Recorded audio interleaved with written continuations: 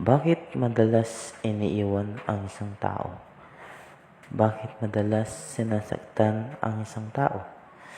Baka kasi may nagawa kang mali o baka naman may mali sa iyong sarili. Sa buhay, may aalis, may papalit, may darating, may panibago na namang sakit. Ganyan talaga ang buhay. Huwag mo lang isipin na wala ka ng saysay. Kung para sa'yo, ay para sa'yo. Huwag mo lang isipin sumuko. Magpatuloy ka lang maglakad dahil sa bawat hakbang mo, may taong nakalaan para sa'yo. Kailangan mo lang siyang bitawan para iyong isip at puso'y mabawasan ang sakit na nadarama sa kanyang piling na minsan ay iyong hiniling. Magpaalam ka na sa pag-ibig niyong mali. Mahalin mo na lang iyong sarili para di ka kawawa sa uli.